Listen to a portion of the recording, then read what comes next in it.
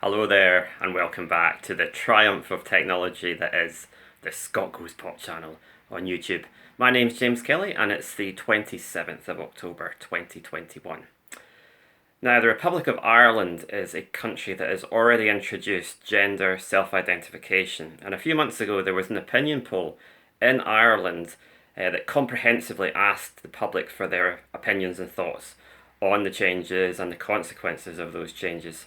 And it was put to me that I could run a very similar poll here in Scotland. So that's what I've tried to do with our new panel-based poll, and I've tried to avoid some of the pitfalls that can make polls on this subject less credible than they otherwise would be. For example, I've seen a poll a few months ago from Comres that presented the proposed changes to the Gender Recognition Act as if they were just kind of like a minor tidying up administrative exercise to make life easier for people, which of course is hard for anybody to disagree with. So those don't really produce meaningful results, those sort of polls.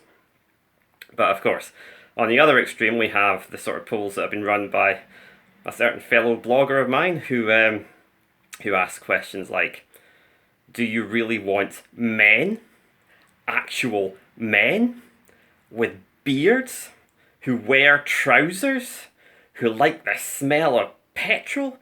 Do you really want these potential predators to be able to walk into women's changing rooms? Really?